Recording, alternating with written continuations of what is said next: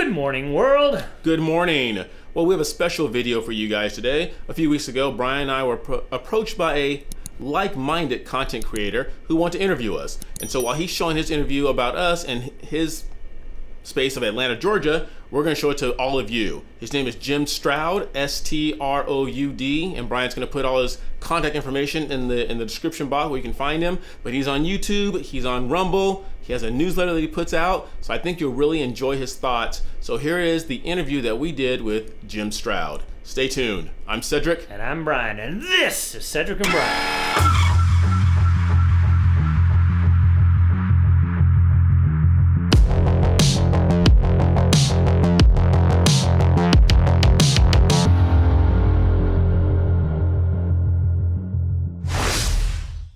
Count it down in 5, 4, 3. Hello, ladies and gentlemen, and welcome once again to the Things I Think About podcast. This is the host, Jim Stroud. Know me, love me, hate me, I don't know. But you're listening, so I'm just glad that you're there. With me today are a couple of special guests. I've upped the ante. Instead of just one guest, I have two. Woo-hoo. Special guests, if you would, tell us who you are and what you do.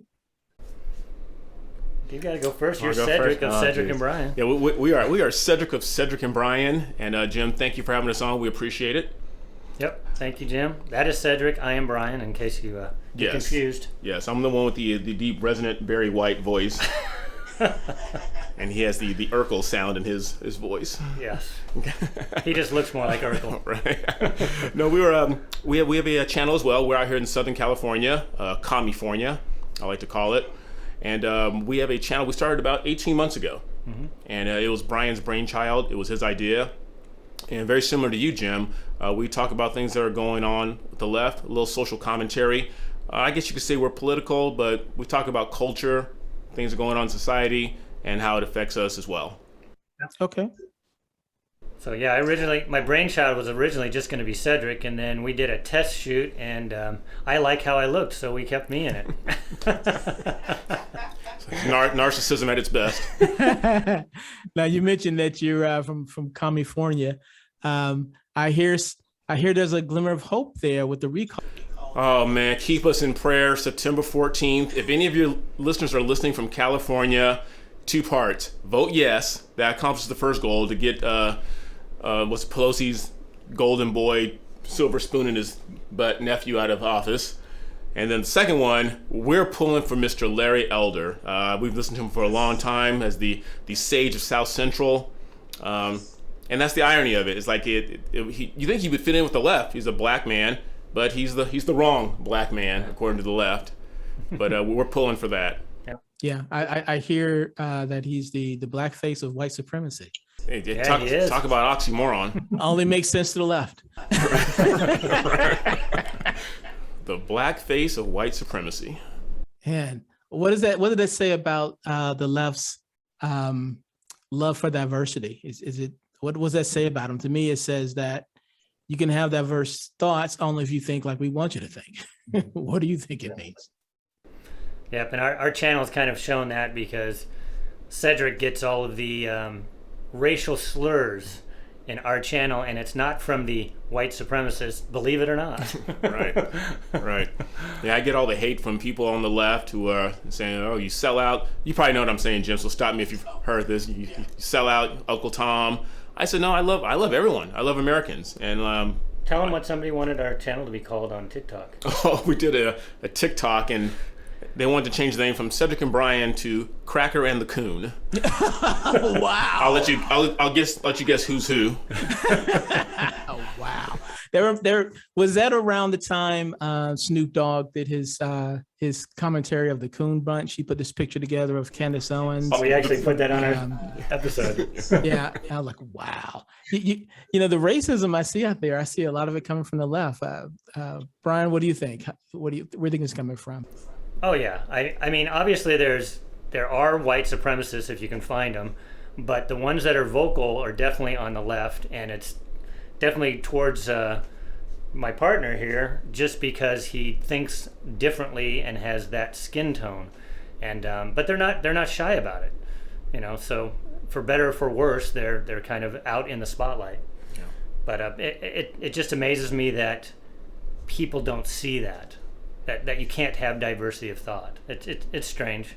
Yeah, it's when you say that, it made me think about critical race theory or critical racist theory, as I like to think of it. I think it actually trains people to think along racial lines. I mean, the irony of it all is just beyond me. Let me ask you, Brian, when you hear critical race theory, what immediately comes to your mind? Well, because we've done so many episodes on it, to me it's teaching people how to be racist. So it's the opposite of what they say it is.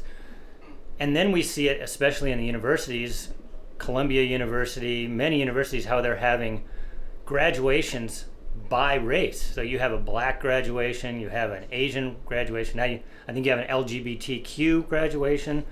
So it's not just race, obviously. It's whatever intersectional group that they decide needs help, you get put in that pocket. So guys like us that hang out together, I don't know what they do with us because we're not fitting into any of their boxes. So this teaching that they're doing, I just don't understand how many people buy into it and don't see it for what it is. That's the scary part. Yeah. Cedric, in your opinion, would Martin Luther King be canceled today with his I Have a Dream speech and judging people by their character, not the color? Would he be allowed to be on Twitter? He might get canceled like number 45 was. But some of the things that he would say today, he would definitely be canceled, because what the civil rights movement was about in the late 1960s was mainly about the voting rights, but it went beyond that as well, as giving blacks and all people an equal opportunity, not necessarily an equal outcome. And a lot of people don't understand that. The left has it conflated that as long as I have a leg up, now it's an equal opportunity. Brian and I talk about like this a lot, from my Christian religious perspective. I look at Galatians 3 a lot, where there's neither Jew nor Gentile, master or slave, male or female, we're all one. But like Brian pointed out a little bit ago, the left isn't about that, because if they don't want diversity of opinion, they just want diversity of looks. Yeah, it's really crazy. It's a lot of inner turmoil in our country these days, and when you pair that with the outward turmoil, I get really concerned about the future of our country. I'm going to switch gears a little bit to this travesty we call the Afghanistan and our reaction to it. By now, everyone knows what happened in Afghanistan. You can't go anywhere without seeing how we pulled out of Afghanistan in the most reckless way, which is really interesting to me, because when you look at the polling around it, everybody said we've been there long enough. So a lot of people are saying, yeah, it's time to go. But it seems like a lot of people, what's making everyone upset is how we're doing it. We've been in other countries and we left a contingent behind to keep things orderly while the majority have left, but we didn't do that with this one. What is the Biden administration thinking, Brian, with how they handled this, or were they thinking? Were they thinking? Obviously, there's people that are competent in charge, not necessarily Biden. So there's two ways you can go on this. Is this a setup? Is this a setup for failure for something to come later? Who knows? Me and Cedric put it out there, hey, maybe right before midterm elections, we're going to go in and save a bunch of people. It's going to look good in the press, and then the Democrats will be elected again. That's just a, devil's advocate thing.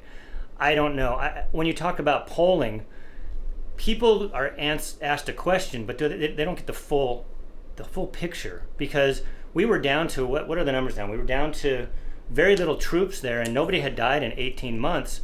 So like we have in Germany and Japan, having a little group of people there, soldiers there, seem to have been doing a good job of keeping the peace, and most of them are gone, and people are not dying there. But that's not what people think when they think of, we're in Afghanistan, we're putting everybody in harm's way. Well, we can see now there's more people in harm's way because of the way we pulled out. So was Biden thinking? I don't think he thinks anyway. So to answer that question, somebody's thinking for him, and are they very smart? Who knows? Right. Who knows? Like I said, there could be, only time will tell, and in 12 months, we'll see what's going to happen. there seems to be they always seem to be ahead of the game. They always have a plan. So, Cedric, I'm going to pose this to you. I'm going to read to you a quote from this blog called American Conservative Movement. It says, President Joe Biden previously promised to get out the Americans who are left in Afghanistan and subject to the Taliban's rule, but so far, our own citizens do not appear to be the priority. The State Department also confirmed that a majority of the people whisked away on flights from Kabul are not U.S. citizens. On Tuesday, National Security reporter Alex Ward reported leaked numbers indicating that in just 15 hours on August 23rd, the United States evacuated approximately 6,916 people from Afghanistan, so roughly 7,000 people. Only 483 of those were American citizens, while the rest were Afghan nationals. What do you take from that, this America Last policy? It's a similar ploy that Brian and I talked about what's going on at the Texas border. We're allowing thousands upon thousands of immigrants to come over here without any proof of ID. And that's a great way to enlarge your voting pool for the next election. The whole American First thing, that really irritates me as an American. When Psaki said that we didn't leave anyone abandoned, you go and ask the wives and husbands whose spouses are still over there if they feel abandoned, and I guarantee she'll have a different opinion. The thing about most presidents nowadays, when you're in a position of leadership, there has to come a sense of humility, a point of serving. I don't see that with this administration.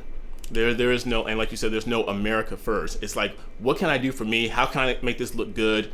I know Joe Biden's original plan was to take everything out on September 11th, which would have gave him the spotlight. Like, see, I did it on this momentous day and this momentous occasion. Look at me. Look at how great I am.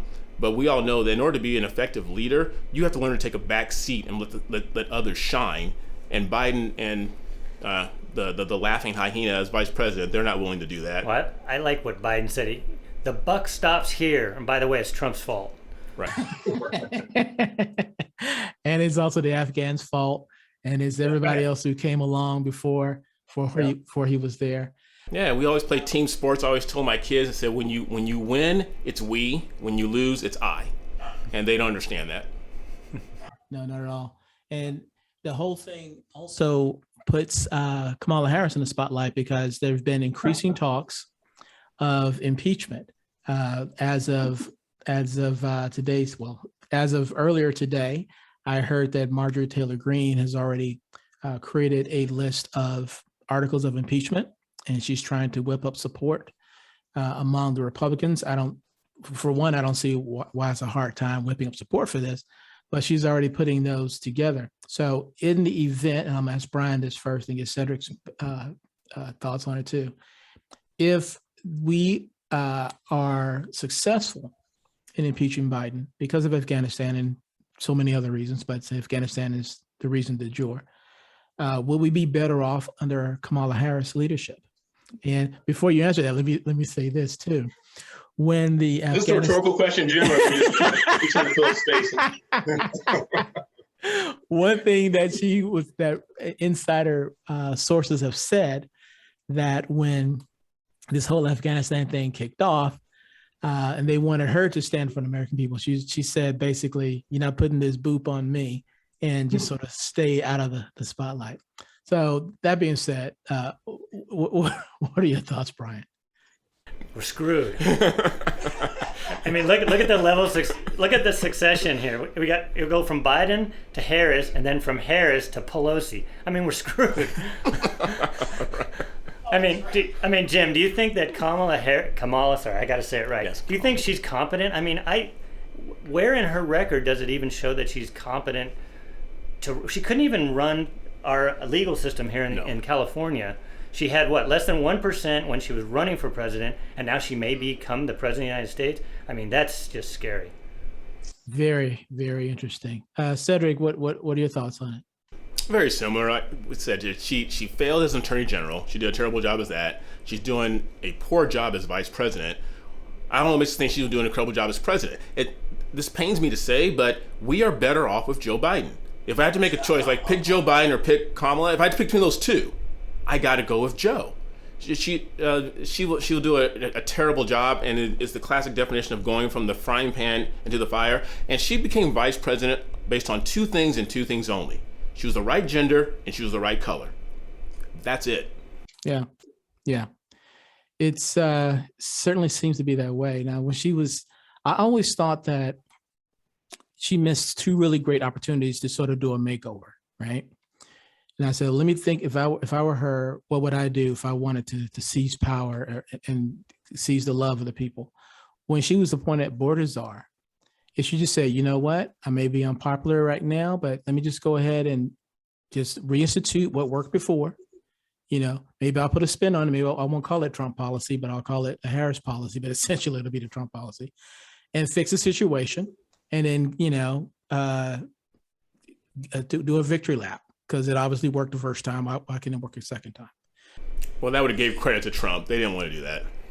And that's the thing that sort of bugs me so much about, it is politics, but it seems to me, let me ask you this, Brian, it seems to me that you want what's best for the American people, not what's best for your political party. But all too often, I think politicians think too much of what's best for their party instead of what's best for their people. Do you agree with that, or am I crazy? I 100% agree with that, and it's not just the left. I think career politicians, they're looking out for number one, and that's why we have talked about, I think, term limits for some of these senators.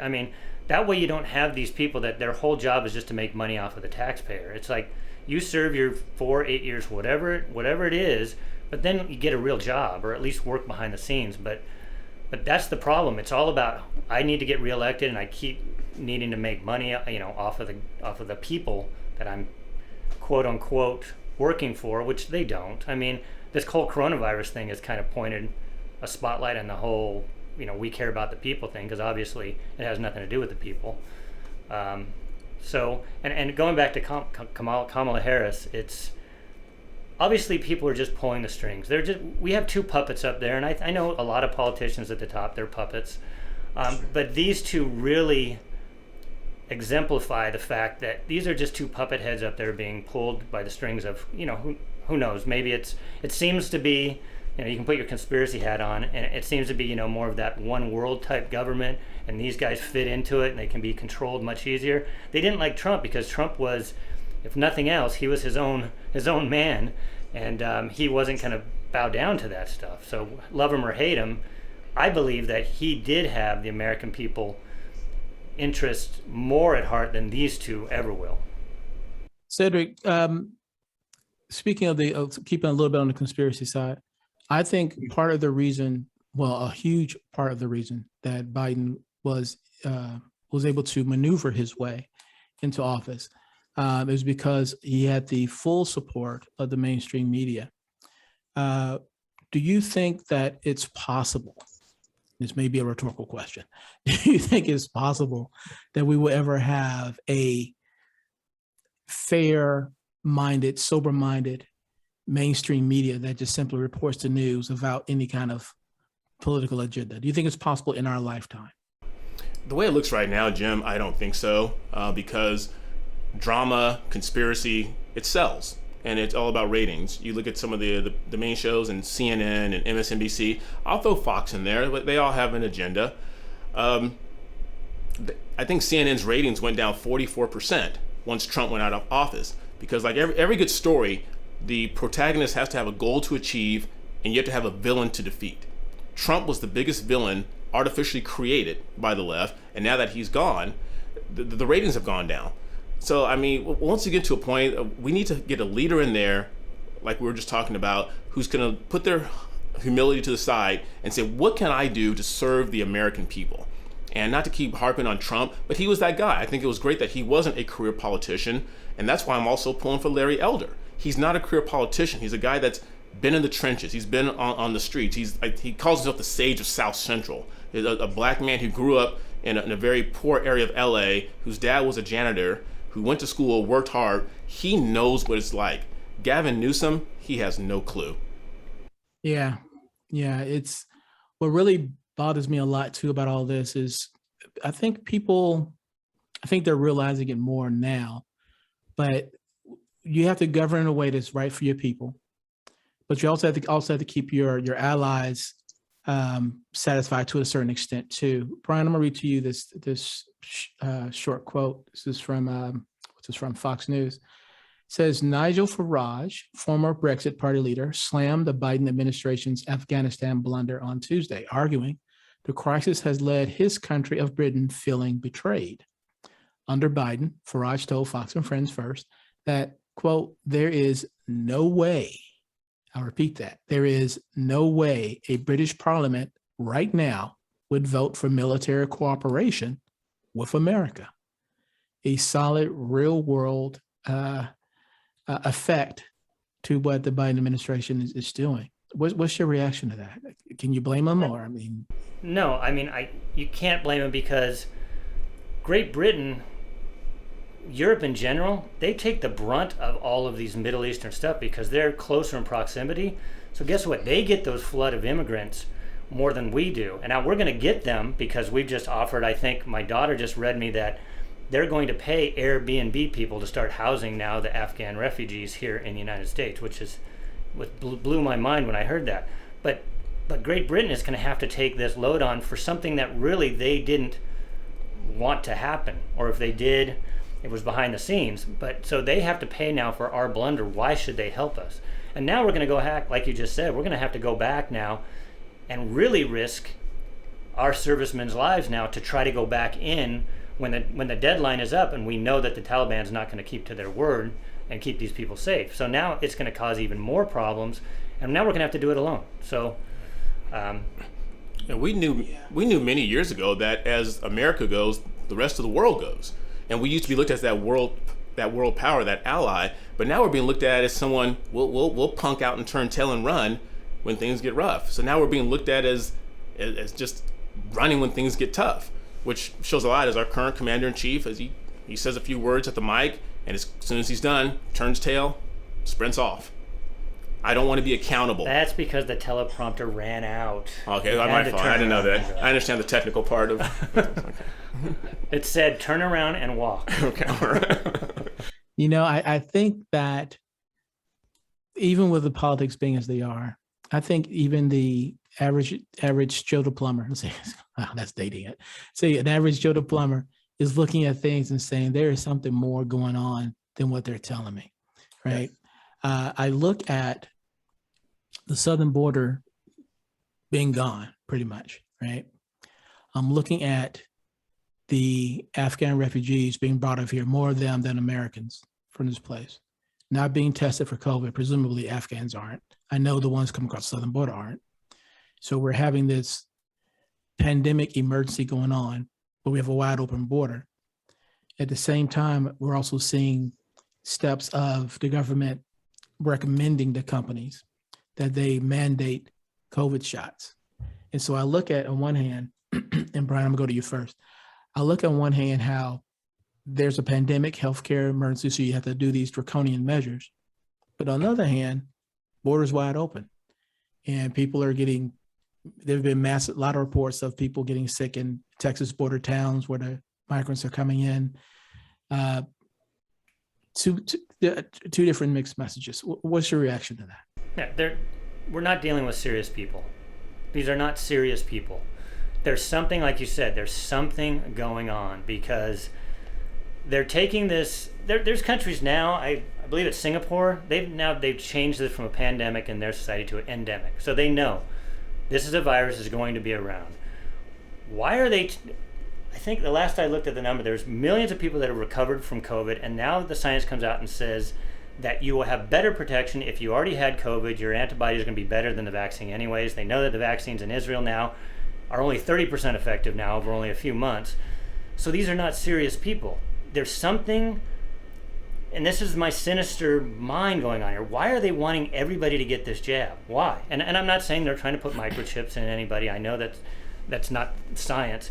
But there has to be a reason that they're doing this. I don't know it. I'm not smart enough to know that. But like you said, they're flooding the border with people not testing them for COVID, yet they want to make every legal citizen here get a vaccine, basically a new type of vaccine, if you can even call it a vaccine, And it doesn't make sense. What if you can prove, hey, I already had it? It doesn't matter. If you want this job, you still got to get the vaccine. It's like, that's not scientific. So to answer your question, I don't know, but you're right. I think there is something sinister going on, and I hate to say that, but it just doesn't make sense to me. At being in the healthcare field, it doesn't make sense. Cedric, let me read to you a quote that's just related to what we're talking about. This is from Bloomberg, not the bastion of right-wing patriotism. So I'm going to read to you just one sentence. There's one sentence from this article. The effectiveness of COVID-19 vaccines among frontline workers declined to 66% after the Delta variant became dominant, compared with 91% before it arose, according to a report from the U.S. Centers for Disease Control and Prevention. So you're demanding that people, or some people are demanding that their workers get vaccinated. But CDC reports that the effectiveness of the vaccines is down to 66%, meaning that— Can I chime in here real quick? Yeah. Because I just saw the study from the CDC. That 66% actually came out before the Delta variant. Wow, really? Yes. And now that the Delta variant's out there, it's down way below that. So, and that was the whole reason that the FDA approved this. They were taking numbers from before March. I don't know if people realize that. So they're using old numbers to go ahead and greenlight this full use of this vaccine when they already knew that it was degrading over time before Delta. Now that it's Delta, I think in Israel it's down to 33%. So it's no better than the flu shot. Right. Wow. So Cedric, this means that we wouldn't have to have more and more booster shots every other day. Brian said it's all about the money. I mean, we just heard the news recently that Pfizer made it FDA approved the shot now, and it's about control. That's all it is, about control. I don't know why, but it mandates a few things now. One, now your employer can come to you and say, well, now you have to take this because it's FDA approved. Brian and I just did a show recently, like this week, showing that there's a lot of things out there that are FDA approved. We compared bottled Coke versus Coke in a can. Those are FDA approved. But diabetes is going up at an alarming rate because of those two things, but they're FDA approved. Opiates in some form are FDA approved. Just because something's FDA approved doesn't mean that you should stick it in your body, but a lot of sheeple will say, well, now that it has this okay, now we can run with it. So that's one thing. So now employers can come to you and say, you know what, you have to get this shot. Number two, it opens up the door for the offshoot things like the boosters. So now we have the Delta. In 2 weeks, it's going to be the Epsilon, and then the Theta, and then the Kappa, and then we're going to go through the entire Greek alphabet until we keep doing this. And there's, like Brian said, show me the money. Pfizer was excited about this. Who cares if it's helping people? It's making money. Wait, did you hear what de Blasio just said recently? Yeah. He wants them to force through 6 to 11-year-olds now being able to get the vaccines, which is completely unscientific, because if you look at the number of people who have died in that age category from 6 to 11, I think it's less than 100 people in the whole United States. So you're talking about millions of people, yet we know that people have died from the vaccine or have had really, really bad side effects. So why are they pushing it on 6 to 11-year-olds that literally do not die from this thing? Why? Me and Cedric always say, people need to start asking why, and they don't. They just go along.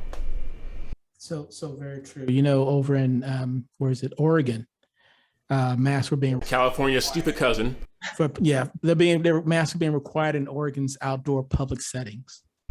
Yeah, it doesn't make sense. Well, we did a show. There was a young high school girl. She wore a mask while competing in a track and field event. 800. The 800. And passed out. I saw that. That was viral on Twitter. It takes a bit of critical thinking to see through some of this stuff, but critical thinking is not championed. Right. Now, only critical theory is championed. Not critical thinking. Right. Yeah. Critical hypothesis. So true. Gentlemen, this has been a pleasure. The time, it seems that just whisked by. If somebody wanted to connect with you and listen to some more of your content, where can they find you online? They go to YouTube and type in Cedric with a C, Cedric, and Brian, Brian. Cedric My and name Brian. comes first. Yes, Cedric comes first because he has privilege. Yes. We set it up that way. And for those of you who can't see this because you're listening to it on a podcast, Cedric has more melanin than I do, just so you know who's who. But they're ideological twins. How about that? Right. And you can find us on TikTok, Cedric and Brian, Facebook, Cedric and Brian. Just type in Cedric and Brian. Yes. Yeah. Very cool. Very cool. I'll Well, put thank you, Jim, for reaching out to us. We appreciate that. Yeah, thank you. Oh, no worries. No worries. I'll put a link in the podcast description. So those listening, just go down to the description and you see a link to their show. Check them out there before they get canceled off of YouTube. And we're gonna upload this video to our channel so that we can make sure that we turn people onto you as well. Thank you. Because I think, I think you feel the same way that Brian and I feel. There's people on the right, there's people on the left, but in the end, we all win and lose. And I think the left has done a great job of making this divisive rhetoric among right and left and black and white and all these other things. In the end, we're all the same. We're all part of this game. And if we all lose, we all lose. But if we can all pull together on certain non-negotiables, we all win. Most definitely. Most definitely. I think it's live together or die alone. Something like that. Exactly. Yeah. Exactly. Cool. Where are you again? You're in Georgia, right? I am Hotlanta. Hotlanta. Atlanta. Okay. It's certainly hot today. Well, when you come out to California, we'll go out and we'll have a drink and we'll catch up a little bit. We'll celebrate Larry Elder's new appointment. That'll be worth. From your lips to God's ears.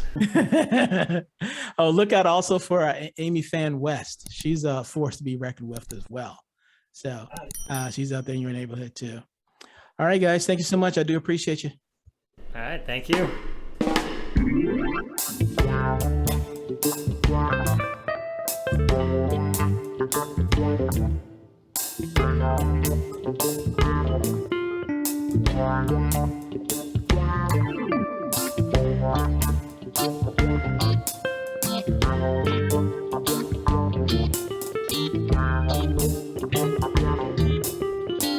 Thank you.